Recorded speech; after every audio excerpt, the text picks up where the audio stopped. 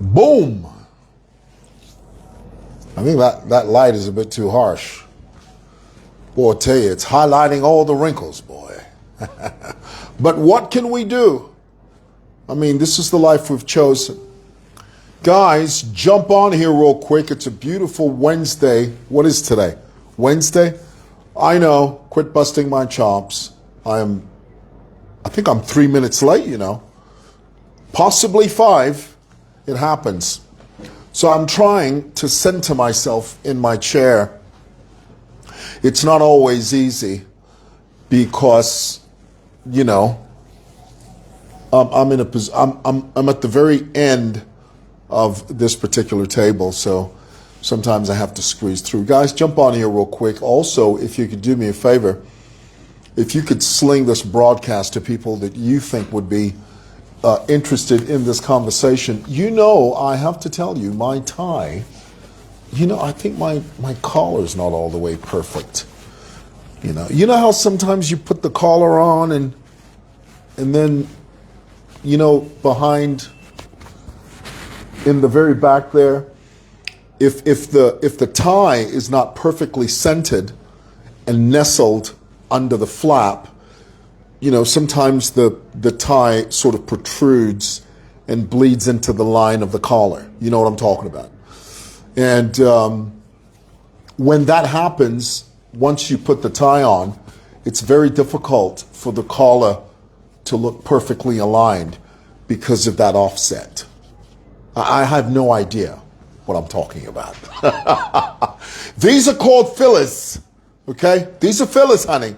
These are things that we say in the interim as the audience builds, okay? Let's be clear about that. Guys, let's get into it real quick. Thank you so much. I just need to double check if my broadcast is clear. I need to switch this off because my laptop is going to constantly make that noise. And I don't want that. So we turn down the volume, mate. We do. Let me just double check if this broadcast is clear. And then, you know, behind in the very back. Let's be clear about that. Alrighty. Well, hey, it is what it is. Guys, thank you for taking the time out of your very busy schedule to spend a few moments with me here on SML TV. I wanted to talk to you about, now before I get to that, I have to mention, did you watch the president's speech yesterday? It was a bit long, but lots of meat in there. Now, one thing that my takeaway was this. Here's a president who has literally bent over backwards to accommodate people that literally had it out for him. And I'll explain all of this. For a long time, Hakainde Hichilema was labeled. You know, it took him, he spent more than 20 years in the opposition. It took him more than 2 decades. It took him more than 20 years to shrug off, to remove the tribal tag on his shirt. The tag that you placed on him, you, the opposition, you, the PF, you, the dissidents, you, the people that never liked Hakainde Hichilema from the very beginning. The issue, the very fact that he was a Tonga man, you stuck that on him and you tried to smear it on him to the point where you wanted it to be a permanent part of his political fabric. You called him all sorts of things. You said, no, you went out and you tried to proselytize. And for a while, it did work because many Zambians had this idea that this Tonga man, Hakainde Hichilema, because you had PF surrogates that traversed this nation to and fro, that tried to convince the Zambian people that there was something intrinsically wrong with this Tonga man. And they kept saying that. No, our Tonga, selfish, he's a selfish man. You tried to stick this tag on him And for 20 years, he struggled with it because the PF just drummed it into the Zambian's head. Not only that, do you know that at some point, Hakainde Hichilema had to learn, and this is a very, very cardinal point, Hakainde Hichilema had to learn how to speak Bemba on the campaign trail. Which candidate do you know, which Bemba candidate do you know that has to learn how to speak Tonga when campaigning in Southern Province? You tell me. Tell me in the comments. Which in our history, in the 7 presidents that we've had from 1964, oh, I'm like Japina. You know, Judge Takwati charged to Parnix. Oh, I left my, yeah, for Twafi Defi. Guys, just hold on. Just give me a moment. I always make this mistake. I leave the aircon on, and then the solar doesn't work. Just give me a second. Oh my goodness. Boy, I tell you what.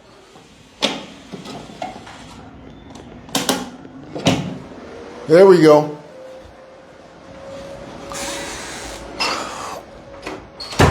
I need to remember to fix that. I honestly, really, I do. I can't afford these mistakes. Do you know what I mean? Right, we're back. We're back on the straight and narrow. The issue is when there's Zesco, I can use my aircon. When there is no Zesco and I only have solar, which is what I'm using now, I cannot have my aircon on.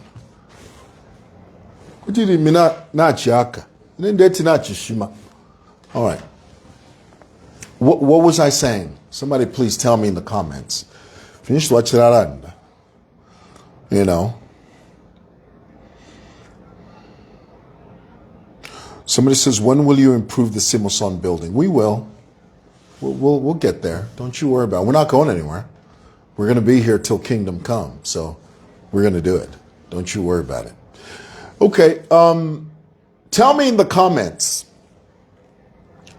out of all the 7 presidents we've ever had, which president do you know of that had to learn how to speak Tonga in order to campaign in Southern Province? Which president? None. Kenneth Kaunda didn't have to speak fluent Tonga to campaign in Southern Province.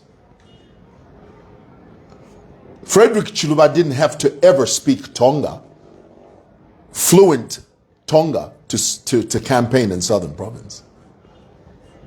Patrick Mwanawasa I never heard Patrick Mwanawasa speak Tonga, ever. He never had to speak Tonga in order to campaign in Southern Province. Rupia Banda never had to speak Tonga in order to campaign in Southern Province. Michael Sata never had to speak Tonga to campaign in Southern Province. Eddie Gachagua Lungu, even though he could speak Tonga, he could put 2-3 sentences together in Tonga, but he never fully campaigned in Tonga from beginning to end in Southern Province. What's my point? When Hakainde Hichilema, this last leg of his campaign in 2021, headed towards the election, do you know that Hakainde Hichilema decided to learn how to speak Tonga, Bemba, just to appear, just to connect with the Zambian people, to convince the Zambians that he's not tribal. He had to learn how to speak Bemba. But no previous president, no president before him had to learn how to speak Tonga. Are you getting what I'm saying? Is my point clear? So the weight, the inconsistent weight that you've placed on Hakainde Hichilema's shoulders, just because he's Tonga, is almost insurmountable. Thank God the Zambian people saw through the smokescreen of tribalism. Thank God the Zambian people looked at Hakainde Hichilema and they said, you know what? The things that people are saying about this man are untrue. Just because he's Tonga, it doesn't mean he's selfish. Guys, news alert. The selfish nature is not the preserve of a specific tribe. The selfish nature is the preserve of fallen humanity. If you are a human being, then you are by nature selfish. It's got nothing to do with southern province, northern province. It doesn't matter whether you're from the Maldives and Bogota, Colombia, the United States, England, Australia, Memphis, Tennessee, Durham, North Carolina. It doesn't matter where you're from. Every single one of us have a selfish nature. The Word of God says the heart of man, don't get me started. The heart of man is desperately wicked. But somehow, there are people who try to label Hakainde Hichilema, no, because his Tonga is selfish. We are all humans and we are all selfish in our own way. It is not the preserve of the Tonga tribe. It is the preserve of humanity. Ooh, that's a good one there, boy. Let that sizzle in your spirit. Let it marinate in your soul. Woo! I'll tell you what. The moment the Zambian people began to see Hakainde Hichilema for who he is, who is he? A man that set out to serve this nation as president. That's all.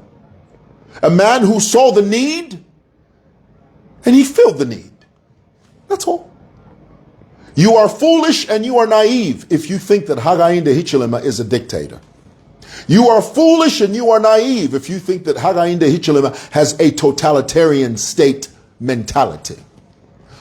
HH is constantly talking about service, constantly talking about tenure, constantly. Do you know what tenure is? Tenure means you hold an elected office for a specific period of time.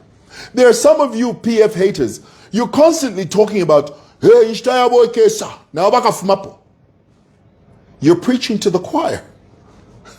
Everybody knows that. Which political party in Zambia stays for forever? Which one? Tell me. Tell me in the comments. Who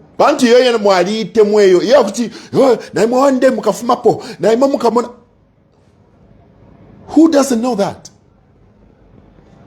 Every administration, every president has a tenure, has a beginning and end. So who are you preaching to when you say you're saying what we already know? Okay? So that's number one. Him fighting this misconstrued idea that because he's Tonga, he's somehow innately a certain way. And through longevity, and guys, let me tell you, I thank God that Hakainde Hichilema didn't give up. I thank God, because you see, this was the point. They wanted him to give up. They wanted him to run out of steam. They wanted him to run out of political fuel. They wanted him to run out of inspiration to serve this nation. They wanted to frustrate him so much that they wanted to get him to a point where he threw in the towel. Can you imagine today, had Edgar Lungu and his administration of the Patriotic Front had won in 2021 and then eventually died in office, with the PF holding the reins of power and Edgar Lungu dying in office, dying while president? Can you imagine the mess this nation would be in with those wolves? Abena Given Nubinda, Abena Davis Mwila, Abena Emmanuel Propaganda Mwamba, Abena Rafael Hijaka Nakachinda, Abena, those vagabonds. Can you imagine if they were still holding the reins of Zambian power and Edgar Lungu had died in office? This nation would be a total mess. It would be a shadow of its former self.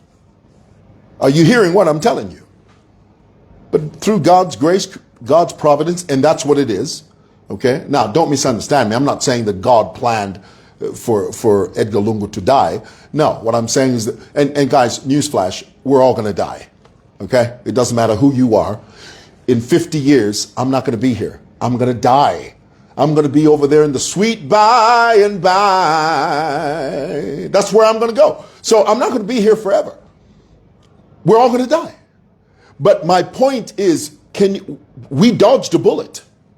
The Zambian people dodged a bullet. When Hakainde Hichilema won in 2021, he became the president of this republic, fully recognizing that he's in a service mentality, service mode. He may not do everything you want him to do, number one. He may not do everything he said he would do, number two. But the most important thing, and I learned this from Edgar Lungu. There's a point I'm going to make to you that I heard Edgar Lungu say. And I covered the PF rallies, the virtual rallies. I pretty much covered all of them. I covered UPND rallies. I covered them. But the one takeaway I got from Edgar Lungu, and I heard him speak many times. I heard him address there at Mulungushi. He would speak during the virtual PF rallies. When Antonio Mwanza would be the MC of those rallies. I heard Edgar Lungu speak many, many times, but I couldn't tell you most of what he said. But there's one thing he said that always stuck with me. And it has never left me. And I repeat it, I say it here all the time. Those of you that watch this broadcast, tell me if you know what I'm about to say. Tell me if you know what I'm about to say. Tell me. That's right. Woo, I love it. Is there a pin here? Can I pin this comment? That's right. There it is. I heard Edgar Lungu say that. He said, development has no destination. Every president comes to the plate. They roll out their manifesto and they do their very best to serve the Zambian people. When their tenure is up, when their time is up, somebody else comes in and they continue. The problem with PF mentality, PF thinks that Edgar Lungu was the only president that made a road. They think that Edgar Lungu was the only president that built a school. PF surrogates, PF cadres think that Edgar Lungu was the only one that lit up a street. Not knowing that development has been occurring in this country since Kaunda. Do we go around saying, no, when we look at UNZA, that university that's built by, it was built during KK's time. Do we look at it and say, no, KK Ali Womba? No. He was a president for a certain time. He did everything he could within his power during that tenure. When his time was up, Frederick Chiluba came, liberalized the economy, introduced amabasi twakwata muno. We don't even have a place to park them. Mabasi ya pakisa. Frederick did his thing. Bamwanawasa did his thing. Wasata did his thing. Barupia Banda did his thing. Edgar Lungu did his thing. But guess whose time it is to do something? It's HH. HH is, and he's doing his thing. The time is going to come when HH's tenure is up. He will constitutionally, he'll have to stand aside and somebody else will step into the position, step onto the plate and do his thing. Development has no destination. There's no single one president. Now I know this sounds like an excuse, but it's the truth. There's not a single president who does everything and then says, okay, so all the presidents that are going to come after me, they will have nothing to do because I've done everything. I've given you lights. I've given you food. I've hired 30,000 teachers. I've given you partial payment for your NAPSA. In this case, I've given you all of it. And so it means from now on, you've got nothing to worry about. If only all chabe, we are just going to be twali again. Where does it work like that?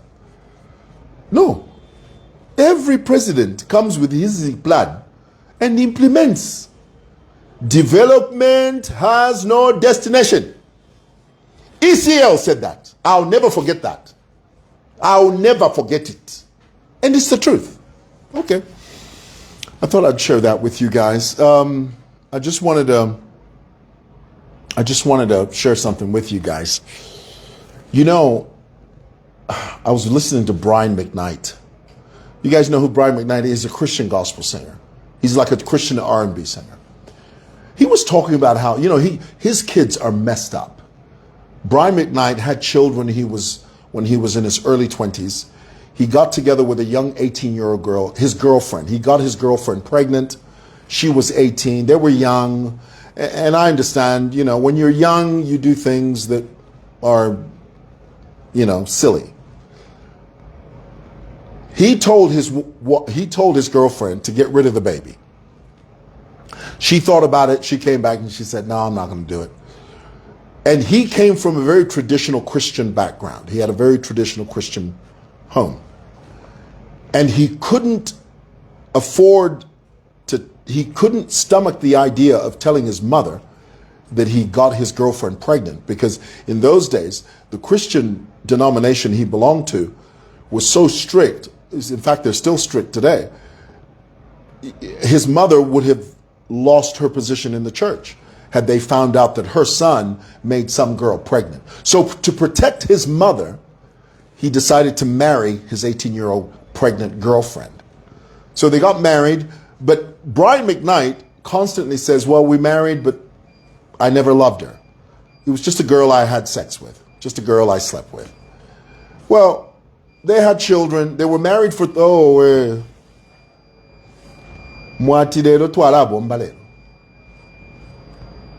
what's going on with the thingy?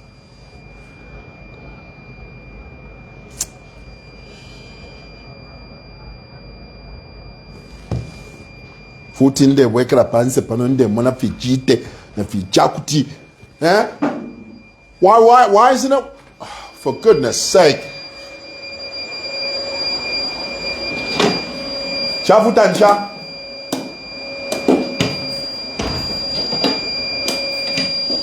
To Arab, yeah, na happening.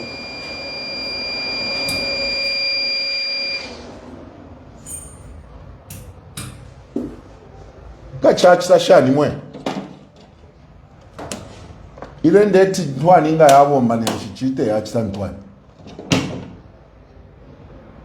twala pena nomba palast twala chita panics twala panair. Oh, for goodness sake. You know what? I might not be able to finish the story, honestly, really. Pantorama chalashima. Chalach to shemex. This is Simoson. It's a crazy world we live in, you know. Right. What was I saying? So Brian McKnight, he marries this 18-year-old girl whom he's, by his own admission, he says he doesn't love her at all, you know.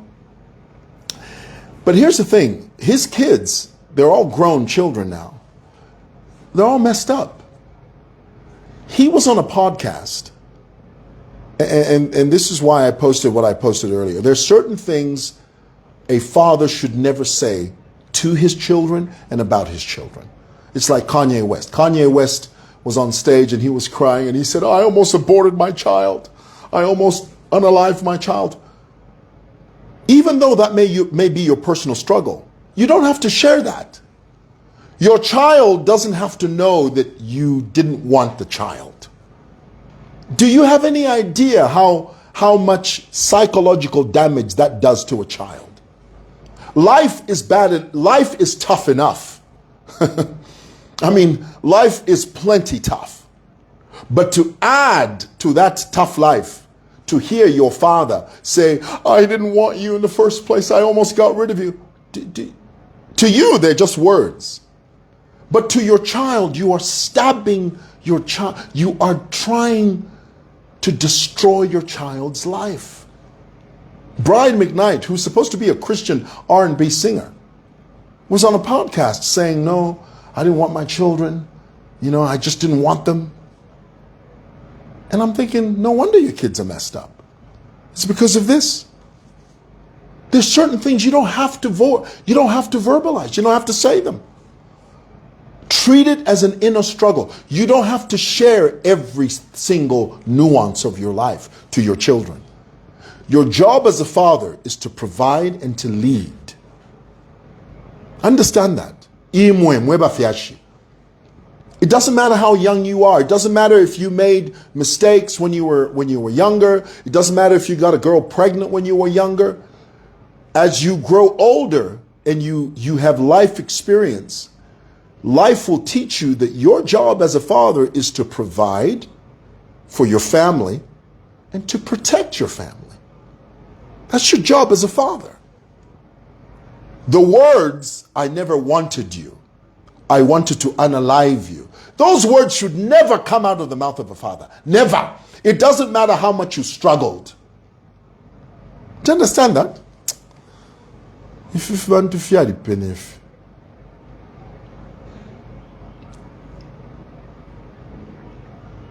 Yeah. All right, I gotta go. Love you. Thanks for watching. No, but that's Shima.